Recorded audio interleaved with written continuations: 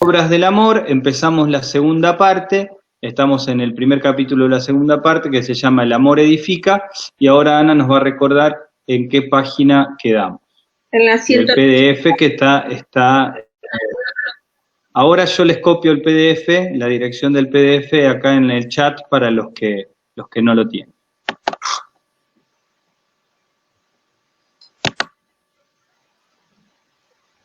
Cuando quieras, Ana, empezar, porque esto tarda un poquito en empezar a transmitir. Bueno. Es en la página la página 269 del libro, casi al final del capítulo 1 de la segunda parte, donde habla Kierkegaard de que el amor edifica y qué significa edificar, y la parte que voy a leer yo es: el amor edifica al presuponer que el amor está presente. Live streaming is on. No sé si esto se grabó, pero estaba diciendo que la parte de la página 269 que voy a leer ahora tiene como un subtítulo en cursiva, en bastardilla, donde dice: el amor edifica al presuponer que el amor está presente. Para los que no estuvieron, lo que sí les puedo decir para que se ubiquen un poquitito es que decir al presuponer que el amor está presente, lo que Kierkegaard quiere decir es que ninguna persona, ningún ser humano tiene la capacidad o la posibilidad de poner amor en otro ser humano. El amor ya está presente en todos los seres humanos y no es un hombre, no es una persona la que puede hacer que otro ame. Hay un tercero, obviamente, que es Dios, que es el que nos pone amor en el corazón de cada uno de los seres humanos. Y eso, de eso quiero decir, no hay ningún otro ser humano que sea capaz de hacerlo.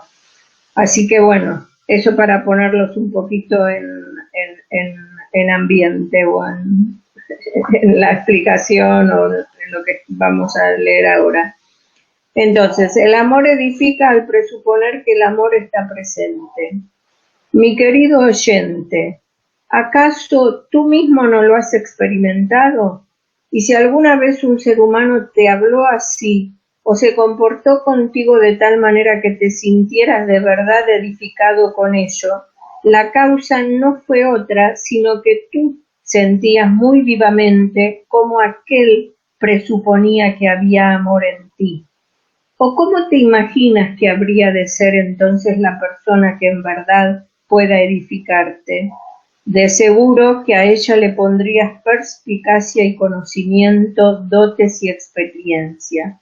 Sin embargo, no sería esto, a tu entender, de lo que habría de depender lo decisivo, que radicaría en cambio en que fuera un ser humano sinceramente amoroso, es decir, un ser humano de veras amoroso. Por lo tanto, tú opinas que de lo que depende decisiva y esencialmente el edificar es de que se sea amoroso o de que se tenga amor hasta tal grado que uno pueda confiar en ello. Pero entonces, ¿qué es amor? Amor es presuponer amor. Tener amor significa presuponer amor en los demás. Ser amoroso significa presuponer que los demás son amorosos. Entendámonos. Las cualidades que un ser humano puede tener deben ser o bien cualidades que tiene para sí, aunque haga uso de ellos en favor de los demás, o bien cualidades para los demás. La sabiduría es una cualidad existente para sí. El poder, el talento, el conocimiento, etc., son asimismo cualidades existentes para sí. Ser sabio no quiere decir presuponer que los demás sean sabios, al revés. Claro que puede ser realmente sabio y cierto que el verdaderamente sabio suponga que no todos los seres humanos, ni muchísimo menos, son sabios. Desde luego, y puesto que sabio es una cualidad existente para sí, No hay nada en el pensar que nos impida suponer que pueda vivir o haya vivido un sabio que se atreviera a afirmar que él tomaba a todos los demás por ignorantes. En el pensar, ser sabio y suponer que todos los demás son ignorantes no constituye ninguna contradicción. En la realidad de la vida, semejante manifestación sería soberbia, pero en el pensar meramente como tal no constituye ninguna contradicción. Por el contrario, si alguien fuera de la opinión de que él era amoroso, a la par que todos los demás no eran amorosos, entonces le diríamos, no, alto, aquí se da una contradicción incluso en el pensar, ya que ser amoroso consiste cabalmente en suponer, en presuponer, que los demás seres humanos son amorosos. El amor no es una cualidad existente para sí, sino una cualidad mediante la cual o en la cual tú existes para los demás. En el lenguaje cotidiano bien es cierto que al enumerar las cualidades de un ser humano decimos que es sabio, inteligente, amoroso, sin caer en la cuenta de la diferencia que hay entre la última y las primeras cualidades. Su sabiduría, su experiencia, su inteligencia las tiene para sí, aunque las use en provecho de los demás.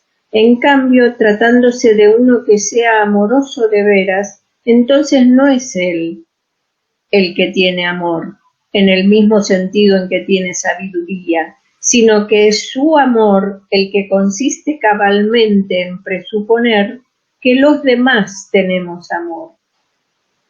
Lo ensalzas como amoroso, opinas que él posee esa cualidad, lo cual también es verdad.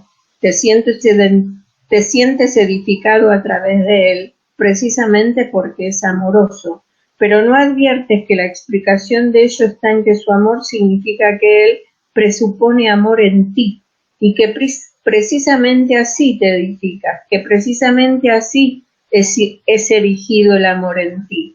Si en realidad aconteciera que un ser humano pudiera ser amoroso sin que significara que presuponía amor en los demás, tampoco tú te sentirías edificado en el sentido más profundo, por muy fiable que fuera que él sea amoroso.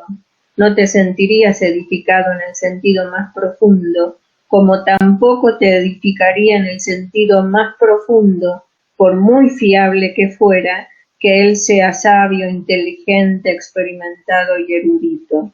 Y si fuera posible que él hubiera de ser amoroso de veras, sin que ello significara que se presuponía amor en los demás, entonces por tu parte tampoco podrías confiar plenamente en él, ya que lo fiable del amoroso consiste cabalmente en que, aun cuando tú mismo desconfíes de que haya amor en ti, él es tan amoroso como para presuponer, o mejor dicho, él es el amoroso que lo presupone.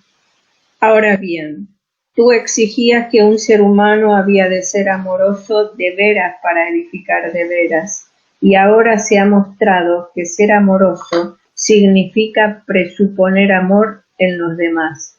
Por lo tanto, tú afirmas completamente lo mismo que el discurso ha desarrollado. Con esto, nuestra meditación retorna a su punto de partida. Edificar significa presuponer amor. Ser amoroso significa presuponer amor. Solo el amor edifica, pues edificar es levantar algo desde los fundamentos. Ahora bien, espiritualmente, el amor es el fundamento de todo. Ningún ser humano puede poner los cimientos del amor en el corazón de otro ser humano. Sin embargo, el amor es el fundamento, y solo es posible edificar desde los fundamentos. Por tanto, solamente se puede edificar presuponiendo amor. Quita el amor y no habrá nadie que edifique, ni ninguno que sea edificado. Bueno, hasta ahí el capítulo 1 de la segunda parte. Maravilloso, Ana, maravilloso la porción que elegiste para compartirnos y que nos había quedado pendiente del encuentro anterior.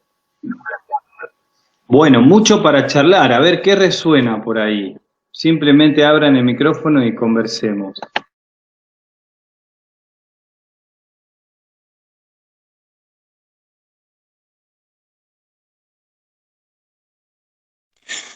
Hola, a mí me sigue rondando lo mismo que me pasó el encuentro pasado con este tema del amor al prójimo, ¿no? Que acá él sin decirlo estrictamente como lo dice al comienzo del libro, está también acá presuponiéndolo realmente. Y esta otra cosa que quería destacar o que me resulta como para destacar es esta cuestión de el amor no es una cualidad existente para sí, sino una cualidad mediante la cual o en la cual tú existes para los demás.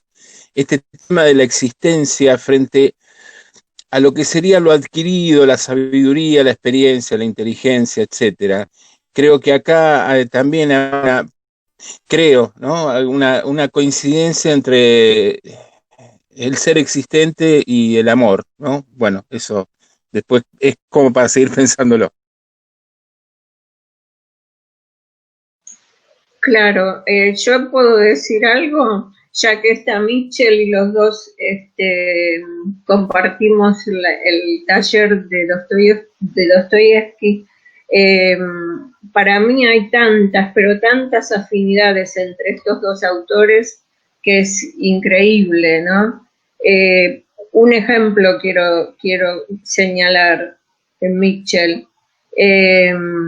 Por ejemplo, el ejemplo de Sonia en Crimen y Castigo, uno de los tantos ejemplos. El ejemplo de Sonia en Crimen y Castigo, que es una muchacha por la cual Raskolnikov, el asesino de las dos hermanas, una de las cuales era usurera,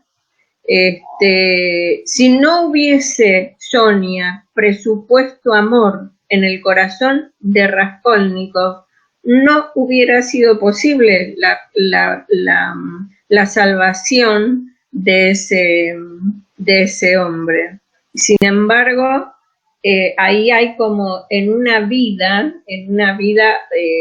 imaginaria, una vida novelada, por el genio de Dostoyevsky, un ejemplo de esto que dice Kierkegaard acá, ¿no? Porque ¿cómo alguien va a pensar un asesino es capaz de responder o ser edificado por el amor? En el fondo, ahí hay un ejemplo, digamos, viviente, por llamarlo así, aunque sean vidas de ficción, pero que existen en la realidad. También en las películas de los hermanos Dardenne aparece esto.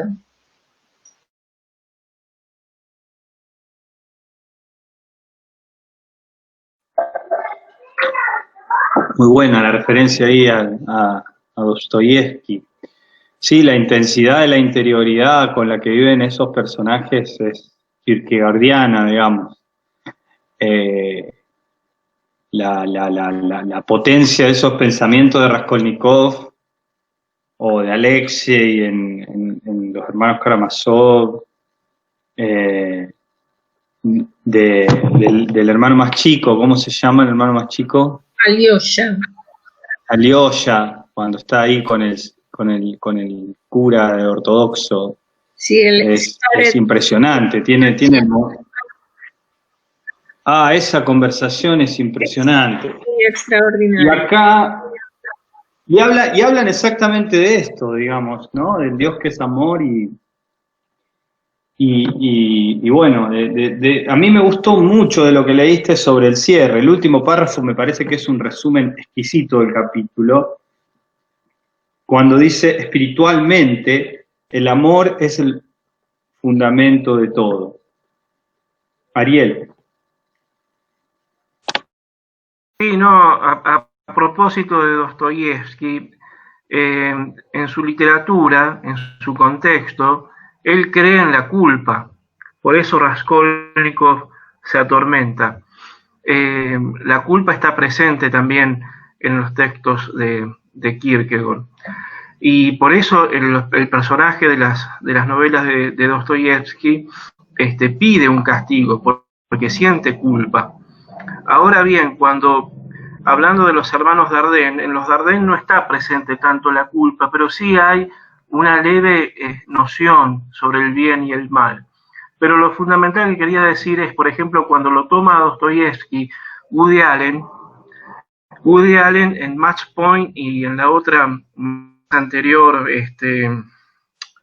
también Crimen y Castigo, sobre el oftalmólogo que asesinó a su amante, no aparece la culpa. En las nuevas interpretaciones de las novelas o de las ficciones de Dostoyevsky, la culpa se elimina. Woody Allen tiene ese fino detalle, ¿no? Eliminar la culpa en los personajes. Son los mismos personajes de Dostoyevsky, pero sin culpa. Mira, nunca lo había pensado así, Ariel. Para mí es una novedad esto que decís. A mí, yo no miro mucho cine, en general poco cine, pero alguna película de Woody Allen he visto, por ejemplo, esta que nombraste, Match Point, pero nunca lo había visto así. De todas maneras, me parece que la culpa es una cosa que ya se quiere, psicológicamente se quiere sacar de encima. Sí, también Crímenes y Pecados también aparece. Crímenes y Pecados, exactamente, no me acordaba el título, sí. Sí, son las dos películas de Woody Allen basadas en Dostoyevsky. Y tiene ese fino detalle, ¿no? de eliminar justamente la culpa, ¿no? Como una forma de entender al hombre actual, ¿no? Claro, un detalle que es para mí. ¿Qué piensan de la culpa? ¿Qué piensan de la culpa? Yo pienso como Kierkegaard, que la culpa y el remordimiento son los guías, son guías. Eso aparece en un libro que les recomiendo muchísimo, que se llama La pureza de corazón es querer una sola cosa, que está subido al Facebook de la Biblioteca Kierkegaard Argentina. Los que quieran leerlo, está en PDF. Lo subí hace unos cuantos días, ¿no? Pero ahí aparecen como los guías que te van a señalar el camino, igual que en Dostoyevsky. Porque si no sentís culpa directamente, no sé, sos ¿cómo le dicen? Psicópatas. El psicópata no siente culpa.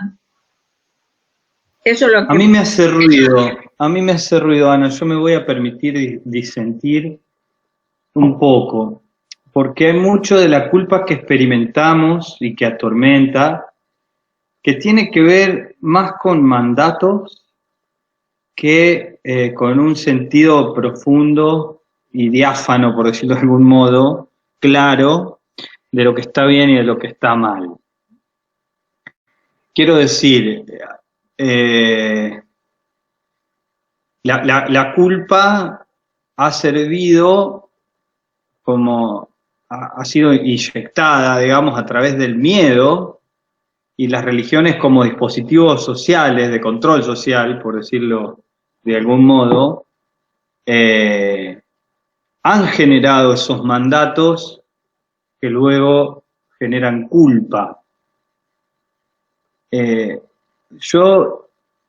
Ahí es un punto donde la pasión religiosa de Kierkegaard me genera una distancia. A ver, Pato. Sí, mira, yo la padecí también a la culpa porque fue tormentoso dentro del catolicismo, ¿no? Pero sí, una familia muy torturante con esa cuestión. Pero también me parece necesaria. Me parece que estoy de acuerdo con Ana. Algo se tiene que mover dentro de no puede ser que sea todo igual, hagas lo que hagas. algo te tiene que algo tiene que modificarse y te tiene que pesar, ¿no? ¿Cómo se puede construir si no? Me parece que es esa la toma de conciencia de la capacidad del mal, porque también yo revisando mi vida, ¿no? A veces he hecho el mal sin registrar que lo hacía, e incluso me parecía que era re buena, ¿no? Y cuando años después decís, mierda, pero qué turra, qué jodida, qué mal que lo que le hice a esa persona, o con un comentario, o con lo que fuera, y lastimaste, ¿no? Y me parece que esa toma de conciencia es fundamental para poder construir, no sé.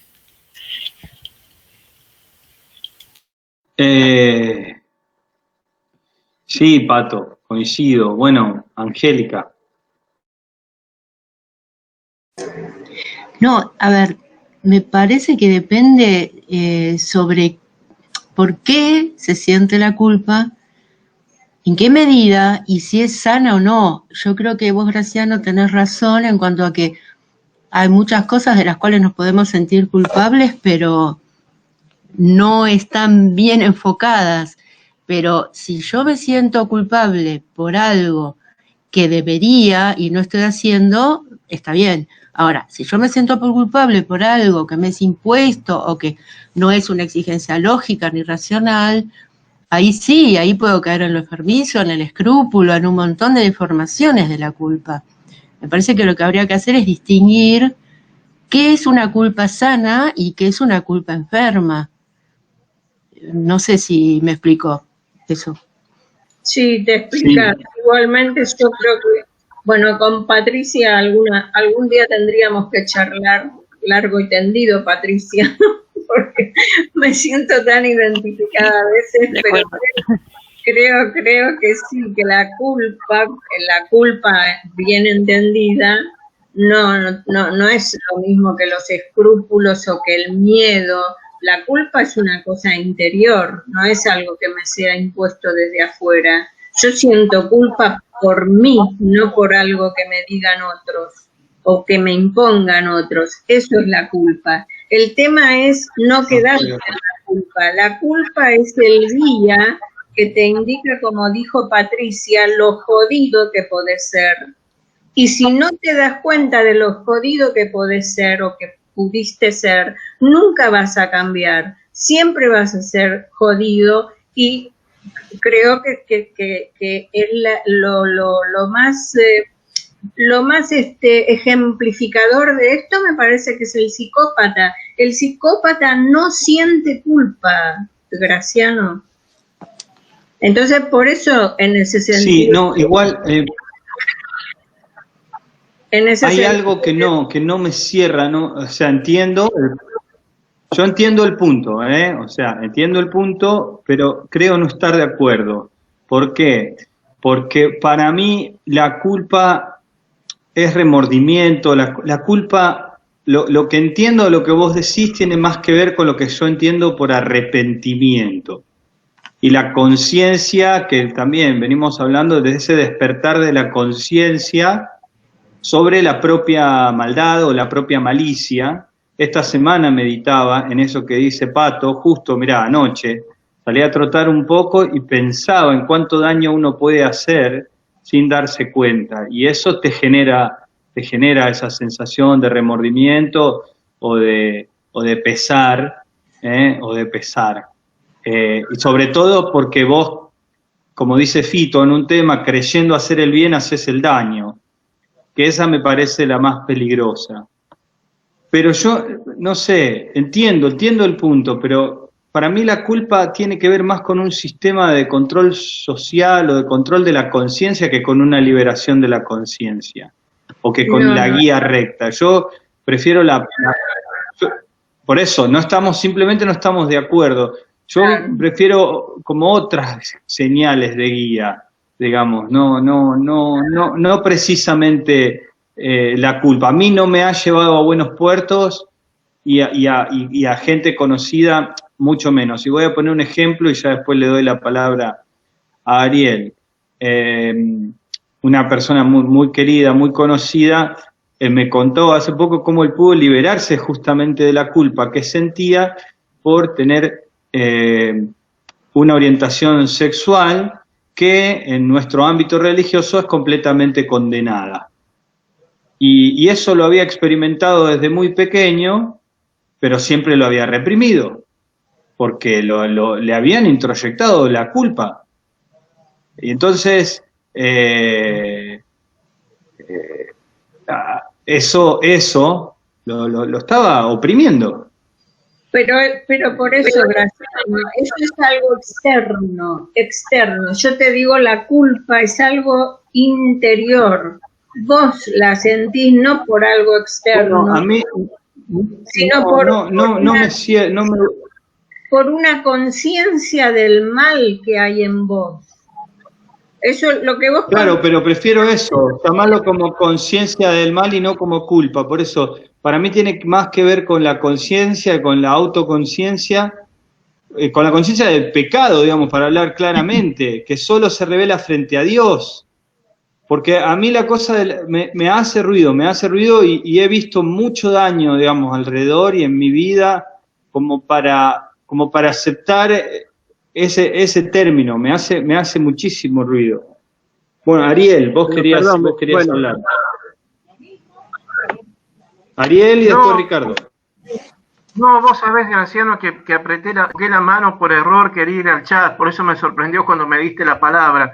Pero ya que estoy muy cortito, en la película esta Crímenes y Pecados de Woody Allen, basada en la novela de Dostoyevsky, bueno, Martin Landau, el personaje, el oftalmólogo, quien encarga el asesinato de su amante, tiene remordimientos, como bien decís vos, Graciano, también se puede entender por culpa, pero ahí, mira, el remordimiento de él no se queda en la justificación del encargo de su crimen.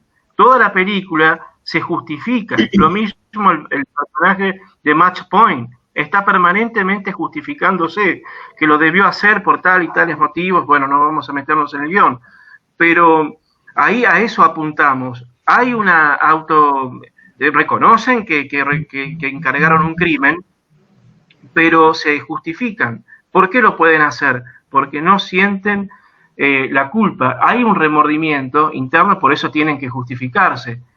Pero esa autorregulación ahí no operó.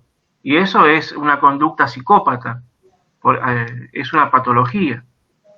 Y que sí, la palabra tiene su peso, tiene un peso muy, muy, muy importante, que se ha mal entendido, pero sí estoy de acuerdo en eso que se dijo antes, porque hay una culpa sana y una culpa insana. Si no hubiese culpa, bueno, el hombre tendría tarjeta verde para hacer lo que quiera, ¿no? Luz verde para hacer. Sí, yo un poco siguiendo la línea que plantea Ariel, yo creo que había gradaciones. Una cosa es esto que vos hablabas, Graciano, de una determinada pulsión sexual o algo similar. Podemos poner otros ejemplos que tienen que ver con determinados mandatos familiares, paternos, de la sociedad, etcétera, etcétera, de los que uno se tiene que desembarazar. Y muchas veces siente culpa por algo que le ha sido impuesto en términos de un determinado mandato. Pero una cosa diferente sería hacer conscientemente un daño al otro y saber que, bueno, ahí intervienen otras cuestiones respecto de lo que significa eso en términos del mal, digamos. O sea, me parece que hay distintas gradaciones y estamos en este tema de la culpa sana o insana.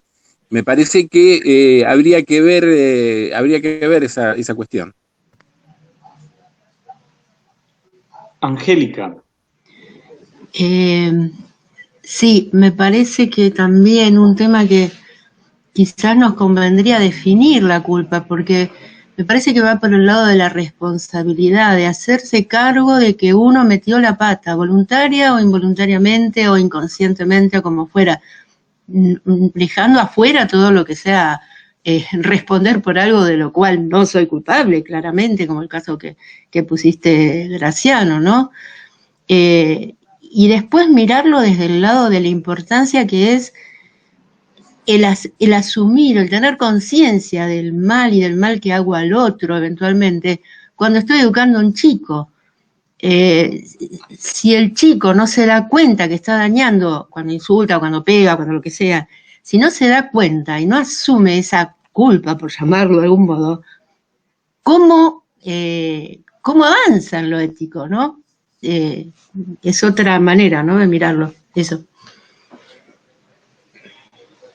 Bueno, ya que traes ese ejemplo, yo iba a decir esto, busqué el significado de culpa ahí en varios diccionarios mientras charlábamos, y aparece esto del sentido de la responsabilidad, que ahí me parece que sí, cuando se logra autonomía, esa cuestión de responder por la propia acción puede tener ese lado sano. Pero ya que nombraste esto de la crianza, si hay una persona que experimenta culpa, son las madres en general. Y bueno, los papás en menor medida, pero la culpa a la hora de criar es un sentimiento, a mí me resulta muy negativo como sentimiento, como emoción. Es una emoción fuerte y yo todas las experiencias que conozco y que he tenido han sido negativas, no ha sido como otras emociones que sí me han servido de guía. Y lo pienso con esto que dice Kierkegaard, que es genial, de que hagas lo que hagas te vas a equivocar, si te casas te vas a equivocar y si no te casas también te vas a equivocar. Eso no lo dice Graciano, perdóname, eso no lo dice Kierkegaard, lo dice el joven A, que no es Kierkegaard, es un personaje. Un personaje de Olo. Bueno, ese personaje kierkegaardiano me fascina lo que dice, porque se contradice totalmente con lo que estamos hablando ahora, no es así. Ese es el personaje estético, el que vive en el momento, el que no tiene responsabilidad alguna, el que hace lo que se le canta. No es lo mismo. Pero Ana, vos sabés que yo lo había interpretado, puede ser liberador. Hagas lo que hagas, te vas a equivocar. Porque con la experiencia de la maternidad y de la paternidad, eso es así. Eso es así. Si soy muy estricto, le pongo muchas normas, muchas reglas y trato de mantenerlo, corrigiéndolo a mis hijos, me voy a equivocar. Y si no lo hago, también me voy a equivocar. Entonces hay un punto donde uno se tiene que liberar y guiarse más por cierta intuición, que es por tantos mandatos. A eso voy. A mí sí, la culpa me... Pero justamente, si hay amor, ama y haz lo que quieras, Graciano. No estoy muy de acuerdo con lo que decís. Pero bueno, como vos decís, cada uno tiene su posición. Para mí la culpa es liberadora. La culpa que no te hunde en la depresión, obviamente. Estoy hablando de una culpa que te clarifica quién sos vos, no de la mala culpa o la culpa que te hunde, porque de esa culpa no se sale. Es como la desesperación, que te hundís con ella.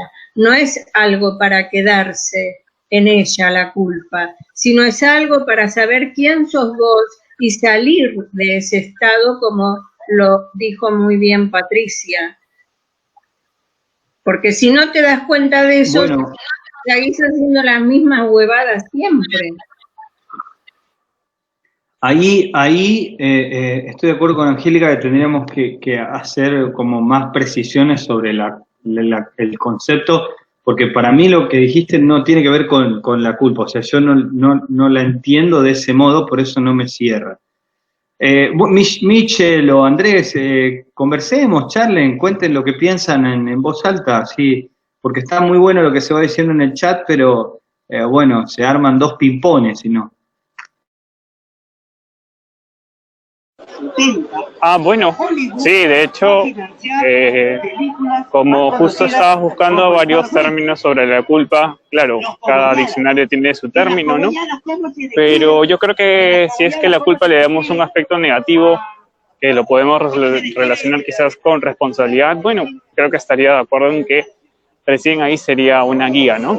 Pero entonces hay que, en mi opinión, se podría echar brillo a la misma palabra culpa. No al remordimiento, no al sentimiento puramente negativo, sino a una pura virtud que puede ser la responsabilidad, gracias al reconocimiento de las cosas para que, digamos, uno se pueda elevar en el estado en que esté. Solo eso quería acotar sobre los conceptos de tales dos cosas. Buenísimo, Michel, buenísimo está eso, buenísimo.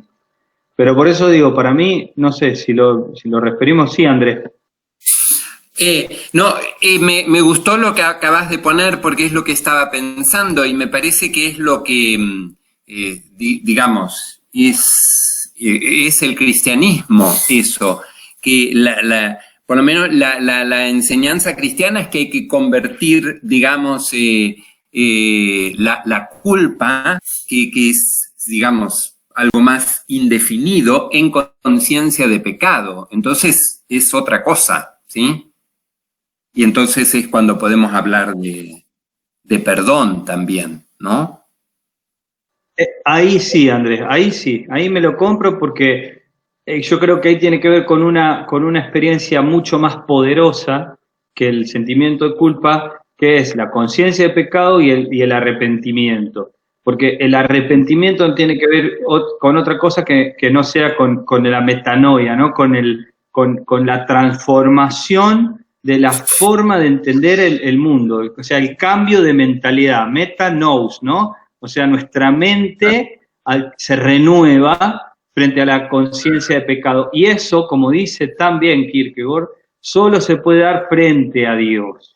Cuando me quieren generar conciencia de pecado, los dueños de Dios, ¿sí? Los dueños de Dios me quieren generar conciencia de pecado, me tiran culpa, me cargan con una mochila que es imposible de llevar y que no tiene nada que ver con, por lo menos en mi experiencia, ese Dios de gracia y de amor que es el que profesa aquí Kierkegaard. Si la experiencia de culpa que expresa Kierkegaard, y yo ese texto que dice Ana no lo leí, lo voy a tener que abordar, es esto de la conciencia de pecado y la liberación de esa carga por medio de la gracia, del amor, de la experiencia del amor, entonces sí, entonces creo que puede ser un faro, pero es esa conciencia, que en mi caso, y aquí es lo que yo decía, la guía, la señal, tiene que ver con otro sentimiento mucho más, o emoción, no sé cómo decirlo, mucho más poderosa, que es la paz. O sea, cuando algo me quita la paz, yo evito hacerlo, ¿no? Y cuando estoy haciendo algo que me da paz, sé que me sirve como guía. Pero si no tengo paz con lo que estoy haciendo, por más que lo que yo esté haciendo creo que está bien, pero hay algo adentro mío que está incómodo, entonces, porque ahí entiendo al apóstol Pablo cuando habla de una conciencia purificada, ¿no? Que Kierkegaard en algún momento eso lo toma. Bueno, es muy interesante, ¿eh? Se ha puesto bien picante esto, me encanta cuando se pica. Sí, Andrés y después Angélica. Sí, no, quizás ahora que estábamos hablando como distinguiendo entre una culpa, no sé, productiva y otra culpa que como que no, que no sirve, yo diría desde un punto de vista cristiano que si la culpa no se puede convertir en conciencia de pecado, entonces descartémoslo, entonces no es, digamos, es esa culpa que no sirve, y que quizás hay quienes nos están imponiendo que lo convirtamos en pecado cuando, digamos, honestamente no es pecado. Yo estaba recordando estos días esa cita de Pablo en la carta a los Corintios. Están discutiendo si se puede comer la carne sacrificada a los ídolos, y él contesta algo así como, si hay algo que puedes hacer dando gracias a Dios, entonces no le lleves el apunte a quienes quieran condenarte, porque no hay nada malo en algo que honestamente puedas hacer dando gracias a Dios, ¿no? No sé si sirve esa referencia, pero la tenía presente en estos días. Angélica y después Ana. Lo otro es, no sé cómo un terapeuta o un psicoanalista abordaría el tema de la culpa, ¿no? Yo puedo responder como pastor nomás.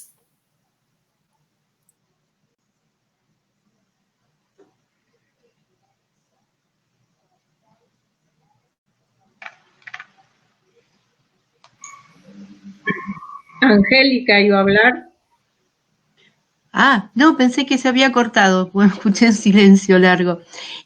No, Graciano, me parece que ahí vos diste en el clavo. El tema me parece que es más una cuestión de terminología que otra cosa, porque en el plano ético, bueno, ponerle culpa, ponerle conciencia o responsabilidad, y en el plano religioso sería conciencia de pecado. Pero un poco lo que decía Ana, de cuando dice ama y haz lo que quieras, ese ruido que a vos te hace cuando estás haciendo algo que te das cuenta que no está mal, ese es el punto. Eso es lo que se rescata acá. Y eso existe y va a existir eternamente. Y si vos querés educar a un chico, le haces dar cuenta que va a hacer un daño. Nada, eso. Sí, yo lo que quería decir es si no fui demasiado clara al decir que la culpa no es un estado donde uno se tenga que quedar. A eso creo que estamos todos de acuerdo en eso. La culpa en la que uno se queda es como la desesperación, te lleva al abismo, te lleva a hundirte, a no salvarte. No, pero sí lo que hace es aclararte a vos mismo, porque si no, yo no sé si yo solo escuché misas católicas, no sé si en el luteranismo y entre los evangélicos es igual, pero cuando uno en la misa católica dice por mi culpa, ¿no? ¿Qué significado tendría? No sé, me parece que no es un estado, por eso lo dije desde el principio, no es un estado en el que uno se queda, sino que es como un llamado de atención hacia lo que uno hizo mal, al mal que uno hizo, y pone cierta luz, porque si vos te justificás en todo, como creo que dijo Ariel hace un rato, el que siente culpa justifica todo lo que hace. Ahí veo yo que la culpa tiene un sentido positivo para la vida de las personas. No como un estado, sino como un llamado. Bueno, ahora no sé, podríamos seguir leyendo si quieren. Está buenísima la conversación, me parece que está es bien en el corazón de Kierkegaard este problema, no es una cosa, digamos, que nos hayamos ido por la rama ni nada parecido. Sin embargo, sí podemos volver al texto y revisar qué este texto que acabamos de leer tiene para decir de lo que estábamos conversando. Y a mí me parece que ese último párrafo es muy clarificador, porque nos plantea, como dice ahí, nuestra meditación retorna a su punto de partida. Edificar significa presuponer amor. Entonces, podríamos pensar como una resolución elegante, si quieren, o al menos como tirar una punta, cuánto de edificante tiene esa culpa, digamos, cuánto edifica, que es un criterio amoroso, digamos, el de la edificación. Sí, Angélica. Ay, ¿aparece mi mano ahí? No. No, pero se abrió el micrófono, justo yo lo vi. No, me leyó el pensamiento el micrófono, yo no lo puse. No, nada, Después lo agrego, en todo caso se parece. Sigan, porque si no nos vamos a ir.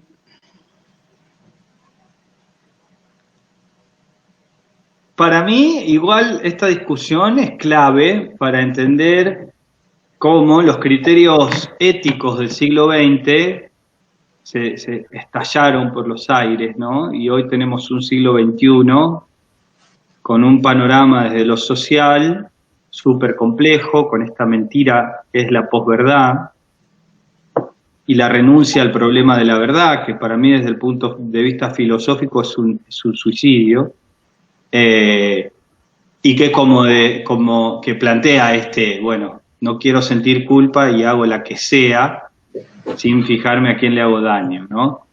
Patri. No, me parece que el tema en cuestión es acá el juego que tienen que ver los mandatos, ¿no? Porque que han sido manipulación absoluta. Ahí yo creo que no había, que Dios no estaba ahí, ¿no?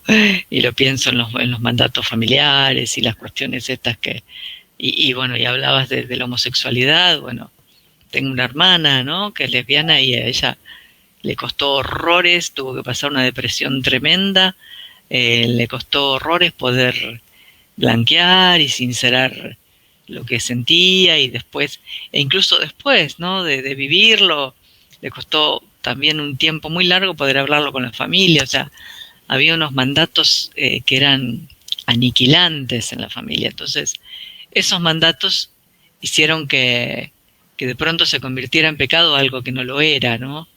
Porque uno, en cuanto cuestionas el mandato, se cae el mandato, pero tenés que tener una fortaleza para cuestionar ese mandato que por ahí te jorobó la vida, y bueno, y hay que tener una cosa, y me parece que ahí es la presencia del amor, que es el que te fortalece y te edifica, y edifica, digamos, el que te da esa fuerza para enfrentar el mandato. Pero han sido siglos de manipulación, me parece, en nombre de Dios.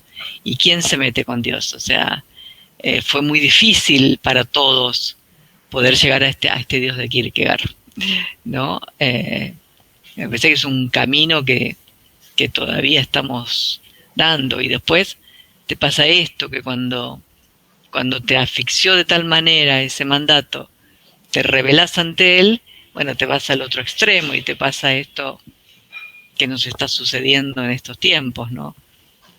Donde todo es sálvese quien pueda, y bueno, y adelante. Tal cual, es como que hubo un abuso de educar con la culpa. Entonces, lógico, ante eso sí, es perfecta la reacción, lo que plantea Graciano, porque no está bueno, no es sano, no es nada, y es manipulador y es abuso de poder, tal cual.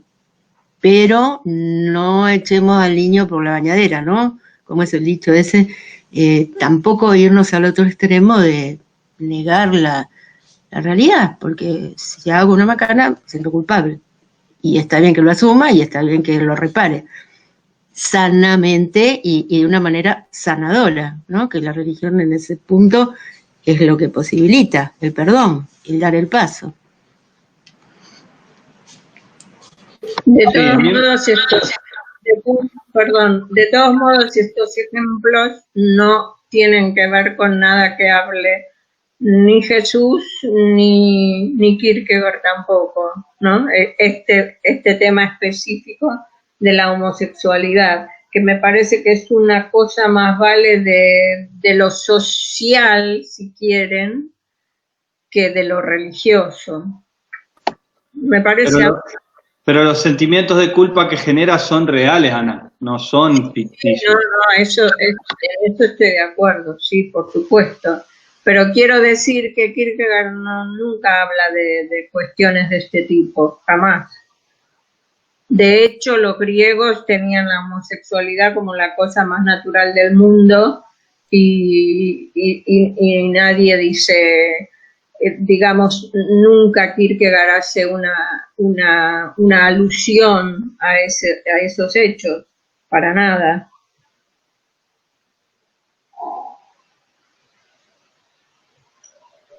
En mi caso, yo creo que es un nuevo mandato el no sentir culpa. Esto, viví el momento, hacé la tuya, todo eso que tiene que ver con lo que Patri decía, de irnos exactamente al otro extremo, es un nuevo mandato y genera, sobre todo yo lo veo en la fragilidad de la subjetividad de los adolescentes, una nueva moral victoriana, que parece contradictorio, pero hay que pensarlo detenidamente. Porque de golpe, si vos hoy no encajás en esos cánones, no quiero hablar como un moralista, pero libertinos, pues no, odio esa expresión, pero no me sale otra en este momento, terminás de algún modo como un outsider, digamos, ¿no? Como fuera de esos mandatos. Es como bien complejo, es bien complejo. Sí, yo quería decir, no sé si tiene que ver, remitiéndome a un episodio digamos, de la Biblia de Jesús, cuando él, el episodio de la prostituta que dice, el que esté libre de pecado que tire la primera piedra. Es decir, ahí hay una igualación y una dimensión comprensiva del otro, que es la que nos puede, digamos, salvar, ¿no? De algún modo, si hay, vamos a decirlo en estos términos, si hay un culpable, somos todos culpables. Después podemos hablar de otras cuestiones, pero me parece que ahí hay algo que tiene que ver con lo que estamos charlando. Me parece que ahí hay algo también interesante para explorar, pero quizá me abrí por otro camino. No, me parece que está perfecto, completamente de acuerdo, Ricardo, con lo que decís. Porque es cierto, la culpa es algo interno, no externo. Andrés y luego Ariel. No, me gusta ese ejemplo, ¿no? De la mujer sorprendida en adulterio, ¿no? Que hay por un lado el problema de que digamos, se necesitan dos para cometer adulterio, ¿no? Y la habían agarrado a la mujer solamente. Y por el otro lado, también hay que decir que el final de ese episodio es que Jesús le dice, bueno, yo tampoco te condeno, vete y no vuelvas a pecar, ¿no? O sea, hay un, digamos, hay el problema del que esté libre de culpa, que tire la primera piedra. Todos tenemos culpa, ¿sí? Todos tenemos pecado, pero digamos, eso no elimina el pecado. Eso solamente. Ariel. Muy bien, Andrés, muy redondito tu explicación. Sí, no, justo Andrés dijo lo que quería expresar también. Bueno, yo agrego una sola cosa ahí, y es que él le dice, vete y no peques más cuando ya estás sola, cuando ya no queda nadie. Porque yo lo escucho mucho ese argumento cuando uno pide el che, no condenemos.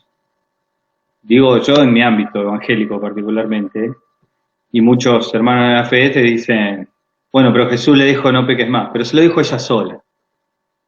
Y se lo dijo después de haberle perdonado la vida. ¿No? Entonces, a mí este tema me parece central. Olga, querías decir algo. Escribió ahí, tremendo. Bueno, muchas gracias. Coti, Patri. Olga, ¿no querés comentar lo de la peli de Match Point? Vos encontrás un ejemplo ahí de culpa. A ver, contanos, así te escuchamos. Hola con todos. Sí, yo me he fijado en eso de la escena final también cuando está con toda la familia y llegan del nacimiento del bebé de él y él no puede disfrutar de lo que tiene y no lo disfruta por eso, por el mismo en este sentido yo le veo la culpa más como una cuestión que le quita la paz y no le permite liberarse. No sé si llamarlo remordimiento como tal. Y también la escena de cuando él acaba también cuando ya mata a la anciana, y mató a la anciana justamente para evitar que sea de alguna manera esclarecido el acto, el delito que él cometió, ¿no? El matar al personaje de Johansson. Entonces él tiene también esta conversación con estos personajes y personajes le preguntan por qué la mató si la anciana no le hizo nada a él, ¿ya? Entonces no sé si en estas escenas se visualiza el sentido de la culpa en el personaje, pero no como un sentido liberador de la ética cristiana como tal, porque a modo también, en sí, por ejemplo, lo que también planteaba Andrés, me parece, todos somos culpables, ¿no? En la enseñanza de Jesús, por algo nadie se atrevió a tirar la primera piedra. Entonces, el culpable es quien comete tal delito, ¿verdad? ¿Y qué delito cometemos? Es la culpa de nuestros propios pecados. Entonces, yo veo que para arrepentirse, para que haya tal arrepentimiento, de alguna manera tiene que surgir de nuestra conciencia, en nuestro interior, este sentido de la culpa, pero a modo de liberarnos. Y lo único que nos puede liberar es la gracia de Cristo. Porque por nuestro peso, como por ejemplo el personaje de Chris en la película Match Point, él no puede librarse a sí mismo por mucho que mató a la otra anciana, porque también aquí trata bastante el asunto de la suerte. O sea, a pesar de que actuó de las maneras posibles mal, se podría decir la suerte que lo acompañó de alguna manera, porque igual termina teniendo todo lo favorablemente éxito a nivel llamado mundo, no sé. Entonces, eso...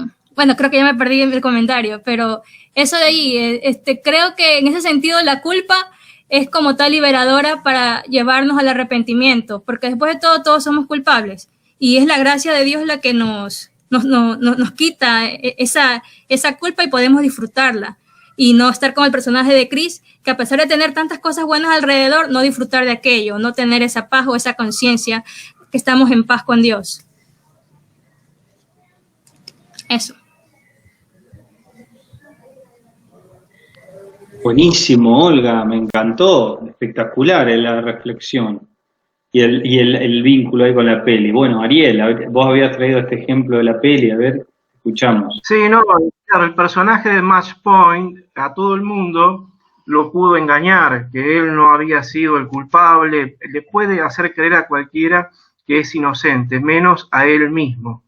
Él mismo no se puede autoengañar. La culpa siempre ahí funcionaría como el balde de agua fría, como la verdad que siempre aflora. Y claro, no puede disfrutar de todos los éxitos que va teniendo, es cierto, no tiene paz. Ese es su castigo. Ahora, la diferencia con Dostoyevsky es que los personajes de Dostoyevsky buscan el castigo, lo aceptan, lo abrazan la cruz, porque Raskolnikov abraza Siberia. Siberia es quien lo va a liberar de esa culpa y finalmente después de Siberia es la cárcel, ¿no? Después de eso encuentra el amor y forma una familia, hace su vida, lo rehace.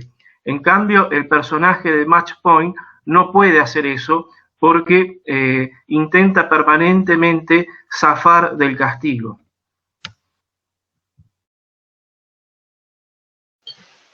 Mirá qué bueno esto que decían vos, Ariel, y recién Olga. Cuando hablabas, Olga, ¿sabés qué se me vino a la mente? Ese pasaje de la carta del apóstol Pablo a los Corintios, la referencia, se las digo completa, es 2 Corintios 7, en donde Pablo les habla en la segunda carta, que les escribió una carta que los puso muy tristes, dice, que los puso muy tristes a los corintios, que es la primera carta, ¿no? Que donde está nada más y nada menos que 1 Corintios 13, por ejemplo, donde habla del amor y que Kierkegaard retoma en esta segunda parte con todo, ¿no? De hecho, el capítulo que vamos a comenzar está en 1 Corintios 13. Y en la segunda carta les dice, yo les escribí esa carta y los contristó, los puso tristes, en el momento me lamenté un poco, dice Pablo, pero después no. Y les leo ahí en 2 Corintios 7, 10, 9 primero, dice, ahora me gozo no porque hayan sido contristados, sino porque fueron contristados para arrepentimiento, porque han sido contristados según Dios, para que ninguna pérdida padeciese por nuestra parte. Y este es lo que me hiciste acordar, Olga, porque la tristeza que es según Dios produce arrepentimiento para salvación, de que no hay que arrepentirse, pero la tristeza del mundo produce muerte. Y ahí me parece que podemos encontrar un punto, ¿no? O sea, si tomamos culpa como esta tristeza de la que habla aquí, hay una tristeza que produce muerte y una tristeza que produce arrepentimiento. Ahí tenemos, me parece, un meollo, ¿no? Una cosa muy, muy vinculada a lo que estamos charlando. Ahí sí estoy totalmente de acuerdo, Graciano. Ahora sí. Ahora podemos darnos la mano. Buenísimo, Ana, nos llevó casi una hora.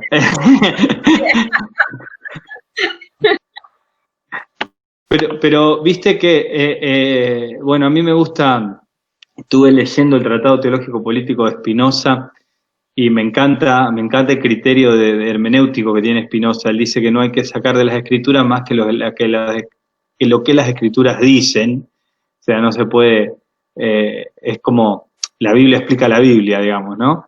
Y acá el apóstol Pablo está planteando algo, ¿no? Los puse tristes, pero no me pongo mal, aunque me lamenté primero, después no me pongo mal porque vi que produjo arrepentimiento.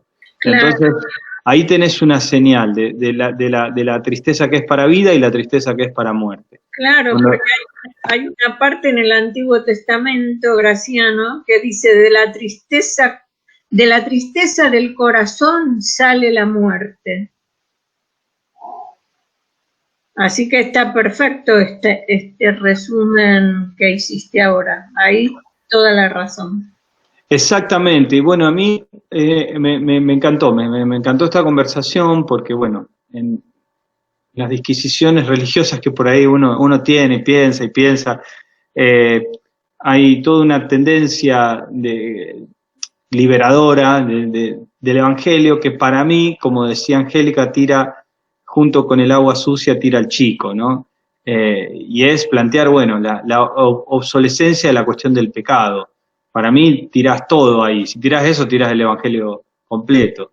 Pero lo que pasa es que esa cuestión del pecado, como decía Patri también, se ha usado para manipular y para hacer tanto daño, ¿no? Que uno escucha esa palabra, o yo por lo menos lo veo en las personas con las que trato, en la comunidad.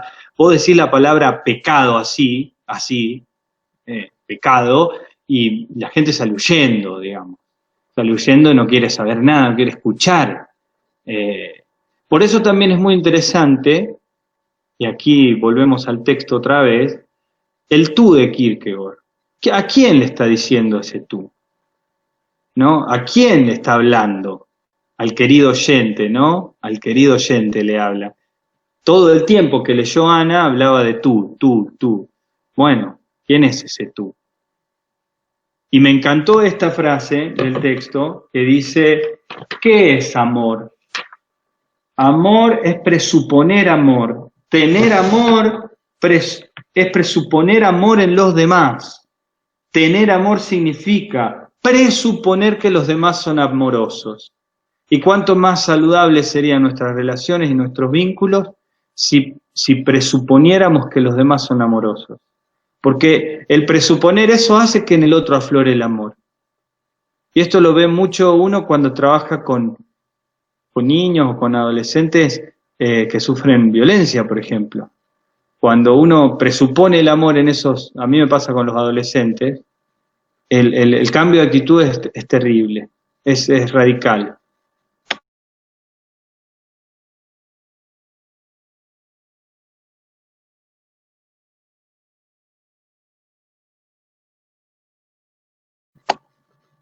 Jesús, compartilo oralmente, así te escuchamos, ahora que te sumaste, bienvenido.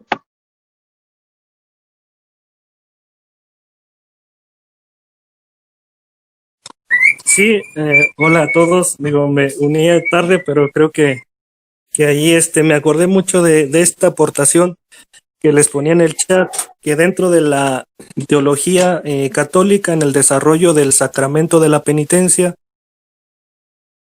durante la primera etapa de la Edad Media, al sacramento se le llamó eso el segundo bautismo, que era, o el baño de lágrimas, que porque el penitente decía, así como el bautismo por medio del agua del bautismal lavó el pecado original, ahora por medio del arrepentimiento, que es ese baño de lágrimas personales, lava ahora los pecados que comete a partir de ese de esa primera purificación, que es el pecado original, ¿no? Entonces, bueno, me acordé de eso, no sé si tenga mucho que ver, pero bueno, se los comparto.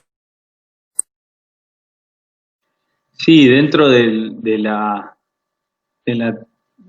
concepción evangélica ligada a lo protestante, o al menos a lo que yo conozco, a eso lo llamamos la conversión, ¿no? También, como la conversión. Ahí se da el momento de conversión, o el nuevo nacimiento también, algunas corrientes, ¿no? Esto es para mí es re profundo y es profundamente existencial. Y yo creo que esta experiencia la tienen muchas personas independientemente del credo religioso. Esta sensación de renacer, ¿no? Y que se atraviesa primero una gran angustia, y aquí estamos con Kierkegaard, ¿no? Bueno, vamos, ¿les parece que avancemos un poquito en la lectura? Porque ya se nos hicieron las 8:20, ha estado jugosísima esta primera hora de conversación, pero no sé si les parece que da para avanzar un poquito, aunque sean unos párrafos, leemos y comentamos un poquito más. Sí, leamos, tengamos un aperitivo por lo menos del próximo capítulo. ¿Nos das el gusto, Andrés? Nos encanta escucharte leer a vos. Ok. Entonces, el amor lo cree todo y sin embargo jamás resulta engañado. Y cita 1 Corintios 13:7, la caridad lo cree todo. O el amor lo cree todo, ¿no?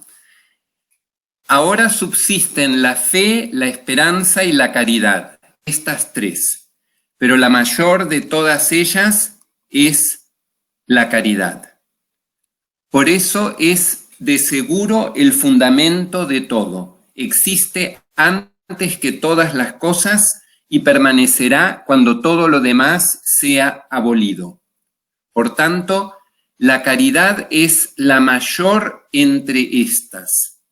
Ahora bien, aquella que es en el sentido de la perfección. ¿Y qué hay más perfecto como para que pueda compararse con la fe y la esperanza?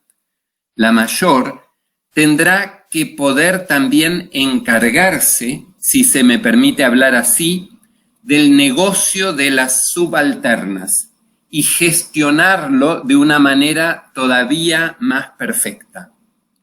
Sin duda que uno puede ser a veces el más distinguido de todos mundanamente, sin por ello ser el mayor en el sentido de la perfección. Pero en esto consiste cabalmente la imperfección de lo mundano. En verdad, lo que rige es que el mayor haya de poder llevar a cabo aquello que pueden los que son menores que él. Y esto rige, en verdad, para el amor, que es capaz de encargarse de la obra de la fe y la esperanza, y llevarla a cabo de una manera todavía más perfecta. Esto será lo que ahora vamos a considerar en tanto meditamos en que el amor lo cree todo y sin embargo jamás resulta engañado. Empezaremos por meditar cómo ha de entenderse lo de que el amor todo lo cree, y a renglón seguido, cómo el amoroso, precisamente al creerlo todo, estar asegurado contra cualquier engaño. Porque a decir verdad, no todo el que lo cree todo es por ello amoroso, ni tampoco todo el que lo cree todo está seguro por eso mismo contra todo engaño. Ni siquiera es el caso de la fe, aunque lo creyera todo. Por otra parte, podría parecer que lo de estar asegurado contra cualquier engaño es un bien para el amor, una ventaja que él posee. De manera que propiamente esta consideración no sería entonces el objeto idóneo de una meditación incluida en un escrito acerca de las obras del amor. Pero no es así.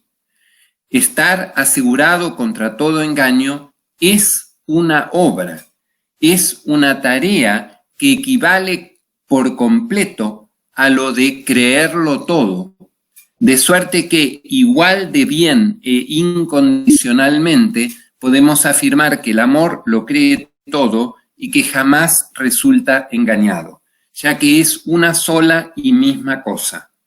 Aquí no sucede lo que de ordinario, que actuar es una cosa y la prudencia que cuida de que no le engañen a uno es otra. Ni tampoco se trata de que el amor no resulte jamás engañado en los términos de la prudencia, ya que amar de tal manera que jamás le engañen a uno es, en los términos y el lenguaje de la prudencia, lo más estúpido y necio que uno puede hacer. Sí, es algo que escandaliza a la prudencia, y en ello se reconoce bien que pertenece esencialmente al cristianismo.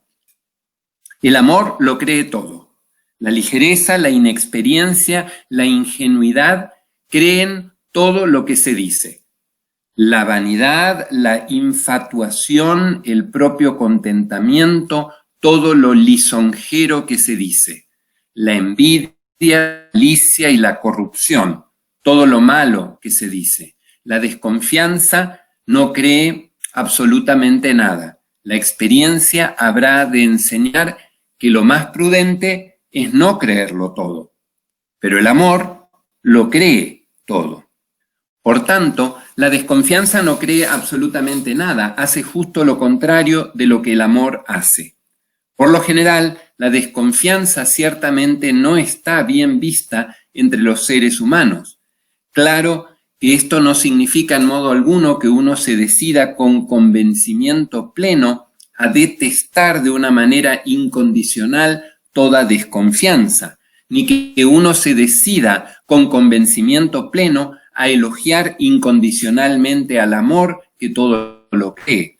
Más bien, lo que uno compone, cosa bien extraña, es un convenio, o sea, un convenio discordante entre la desconfianza, la cual un poco amorosamente cree algo a pesar de todo, y el amor, el cual un poco desconfiadamente tiene alguna que otra sospecha a pesar de todo. Sí, seguro que incluso constituiría una tentación para muchos que se recitara debidamente el ingenioso secreto de la desconfianza, de dimensiones sobrenaturales, al vestirla del resplandor deslumbrante de la sagacidad, la picardía y la ingeniosidad. Y probablemente habrá alguno que nos daría a entender sagazmente que eso era precisamente lo que él había descubierto, orgulloso de su descubrimiento. Por contraste, el amor que todo lo cree tendría, cosa que muy frecuentemente le ocurre al bien, aspecto tan que muchos ni por un momento siquiera osarían, por vergüenza, admitir que pudieran desear ser así de sencillos. ¿Sigo o paramos acá? No sé, Andrés, está tan bueno el texto, viste, que te dan ganas de las dos cosas. Pero quizás paremos. Dale, paremos así, paremos y lo podemos conversar, sí, porque se nos va la hora también, si no. Buenísimo, esta última frase me encantó, cómo espanta la sencillez del amor, del bien. Bueno, ¿qué pensás, Andrés, vos?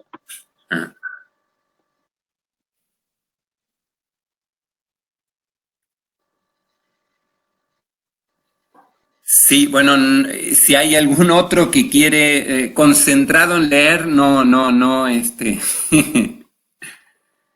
tengo nada para decir justo A mí ahora. me resonaba mucho, y volviendo a lo que ligábamos.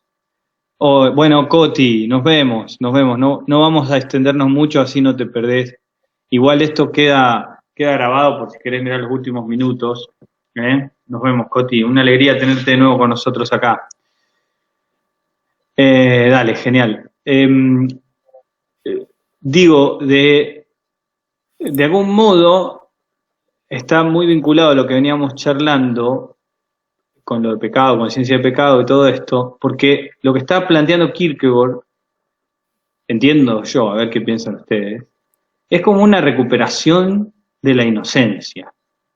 Esto de creerlo todo y sin embargo no resultar jamás engañado, como una recuperación, y como siempre que se da la recuperación se da la superación también, ¿no? Es una superación de la inocencia, una recuperación de la inocencia que a la misma vez no implica una ingenuidad, ¿no? Es como una pureza. No sé si me expreso bien y qué piensan ustedes. De acuerdo con vos, Graciano, yo creo que es una pureza, no una inocencia, pero una pureza. Está bien. Porque fíjate que creerlo todo y jamás resultar engañado es una sola y misma cosa, dice en la página 274. Mientras que la ligereza, la inexperiencia, la ingenuidad creen todo lo que se dice, la vanidad, la infatuación, el propio contentamiento, todo lo lisonjero que se dice. Ahí me parece que hay una especie de clave, ¿no? Para entender esta parte que no es tan fácil a primera leída, quiero decir. La envidia, la malicia y la corrupción, todo lo malo que se dice. La desconfianza no cree absolutamente nada. La experiencia habrá de enseñar que lo más prudente es no creerlo todo, pero el amor lo cree todo.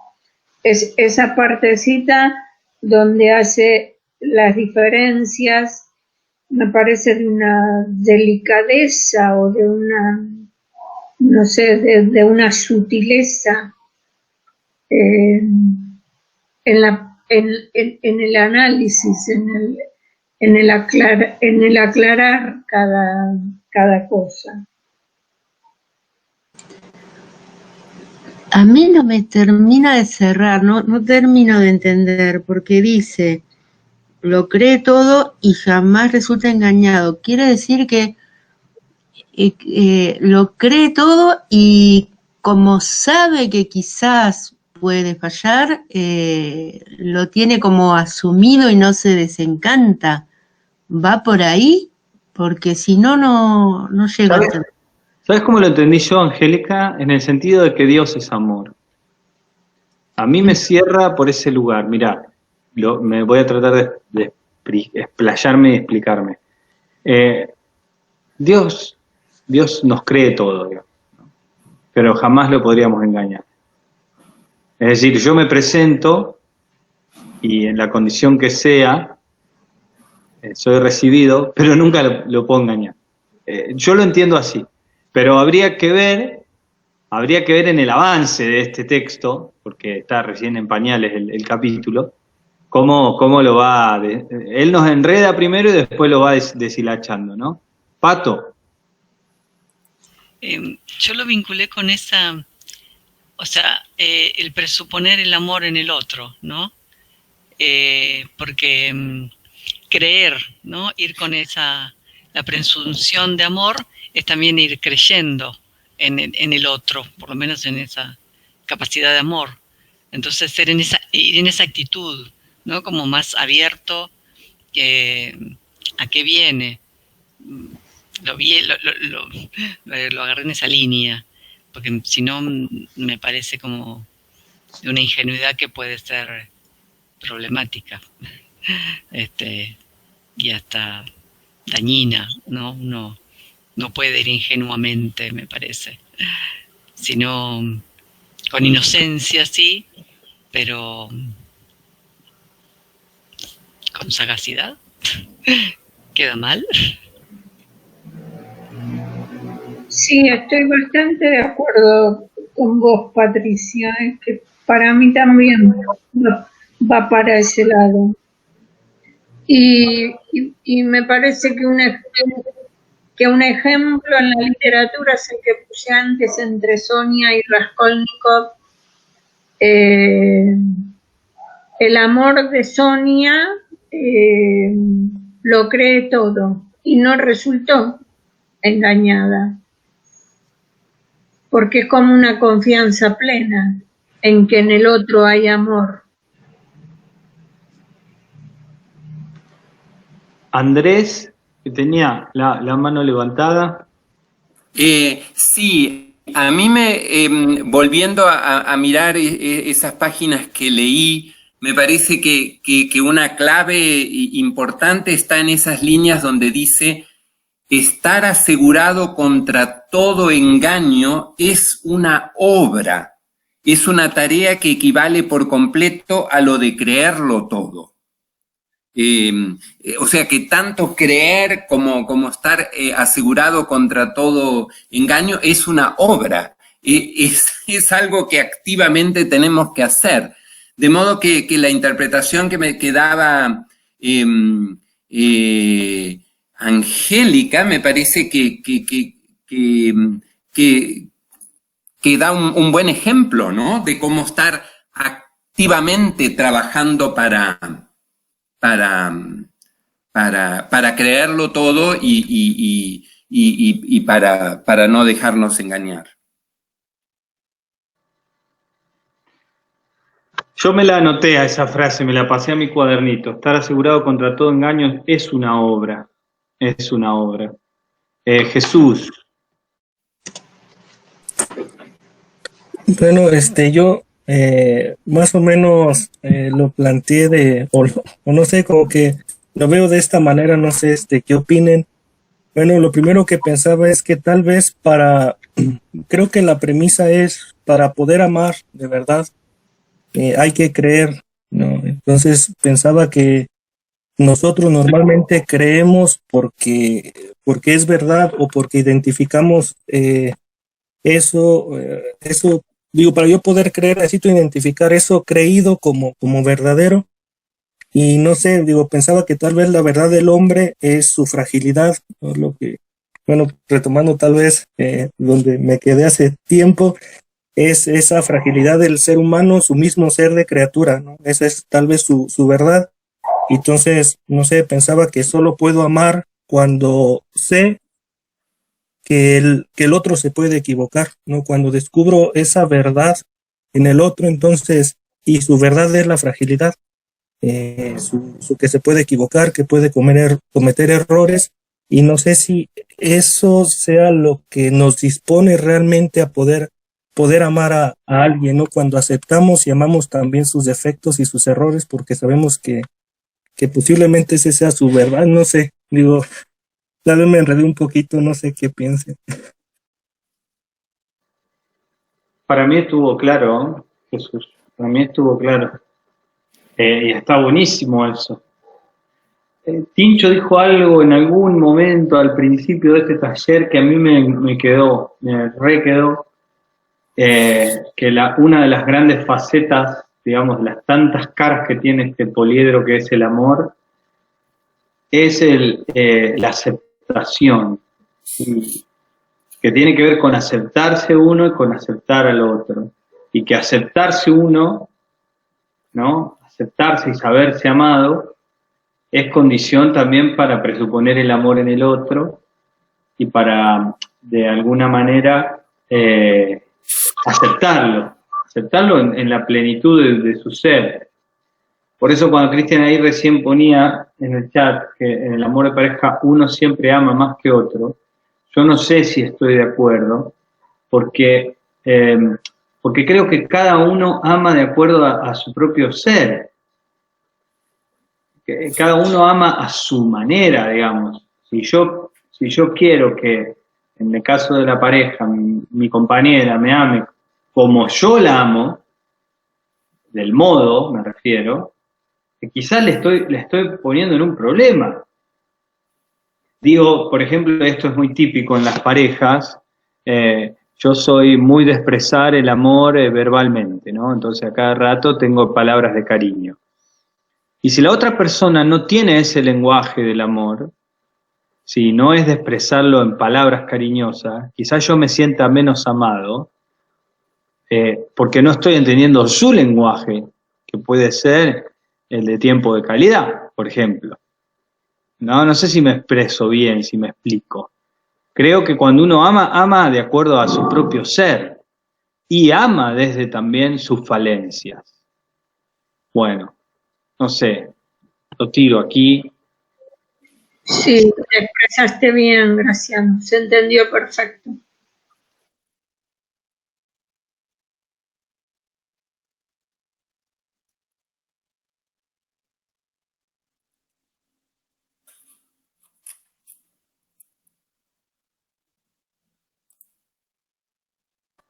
Y uno creo que siempre corre el riesgo, Cristian, de errarle el tono. Yo cuando expresaba hoy el sentimiento de culpa y de lo de el mal que uno puede hacer, el daño que uno puede hacer en otro, incluso por querer amarlo, ¿no? O sea, uno no cree que al amarlo le está haciendo el daño, y sin embargo, si ese modo de amor está fuera de tono, puede ser muy dañino. Puede ser muy dañino. Bueno, abrimos para si que alguien quiere decir algo más, y ya vamos a ir encarando el cierre.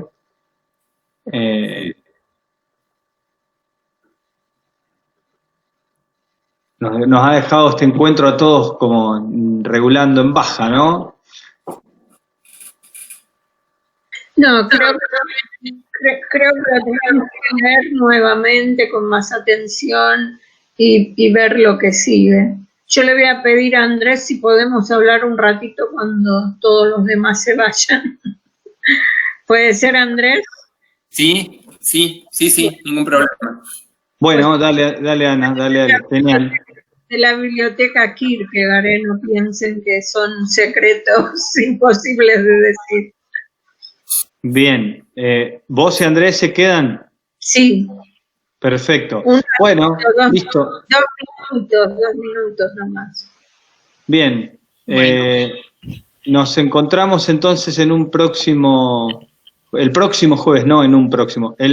jueves, y les recuerdo que en 2 semanas, un poquito menos, el 21 de octubre, el miércoles, vamos a tener un conversatorio sobre, no les recuerdo, les cuento, sobre Nietzsche y Kierkegaard, con Oscar Cuervo, y lo vamos a invitar a Israel, bueno, lo invitamos, ya nos dijo que sí, Israel Galván es su apellido, ¿no?